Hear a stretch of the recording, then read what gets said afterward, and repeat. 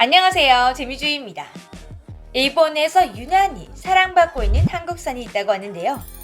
그 사랑이 얼마나 지독하냐면 한국에서 수출 중인 물량의 거의 100%를 일본에서 사들이고 2019년 한일 갈등이 극에 치달았을 때도 이것만은 몰래 사먹었는지 오히려 수출량이 증가했죠. 나라 사랑보다 더 지극한 사랑을 받는 듯한 이 신기한 한국산. 도대체 무엇일까요? 좋아요와 구독하기, 알림 설정, 그리고 공유는 저에게 큰 힘이 됩니다. 꼭꼭 부탁드려요. 띠링띠링. 일본인들이 좋아하는 한국산 하면 한국김, 허니버터 아몬드, 핫도그와 화장품 등 이런 것들이 가장 먼저 떠오르지만 오늘의 주인공은 보통 한국인들이 상상도 못한 존재라고 합니다. 일본 시장 82% 넘사벽 점유율을 자랑하고 있는 한국산, 그건 다름 아닌 아삭아삭 파프리카였습니다.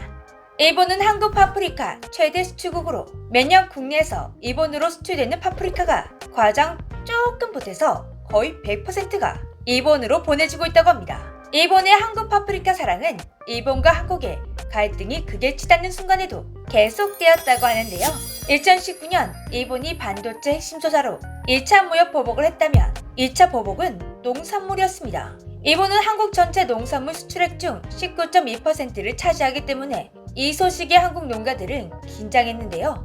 특히 파프리카 수출량은 99.6%가 일본에 판매되는 중이니 업계에서는 파프리카 농가들이 절망하지 않을까 걱정했습니다. 실제로 그해 8월부터 일본 농수산 검열이 강화되면서 파프리카 수출량이 77%로 감소하게 되었는데요. 이렇게 일본의 의도처럼 한국의 농수산물 업계가 피해를 입었다고 생각했는데 결과를 까고 보니 대반전이 숨어 있었습니다.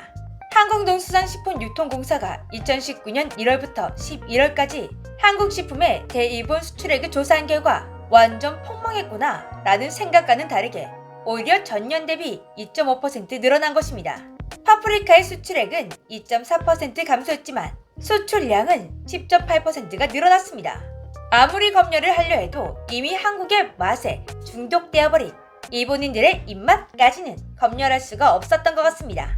아마 일본에서도 한국산을 대체할 파프리카를 찾기 위해 헤매었을 것인데요.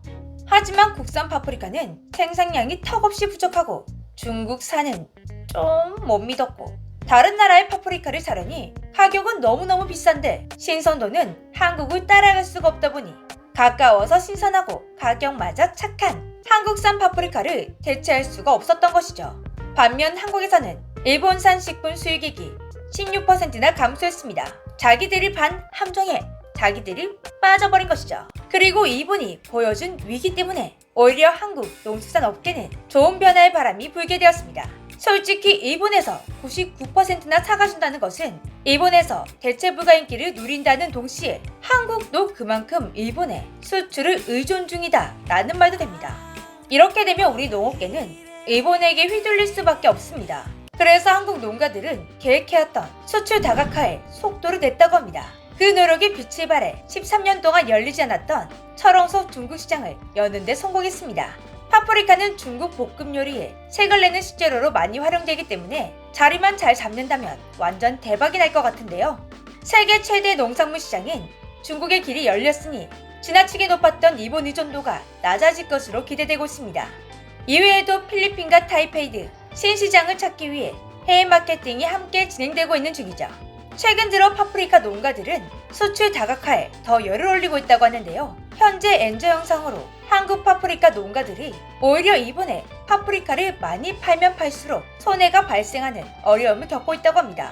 아삭아삭하고 달콤달콤한데 예쁘기까지 한 우리 한국 파프리카가 얼른 다른 나라에도 불티나게 팔려나갔으면 좋겠습니다.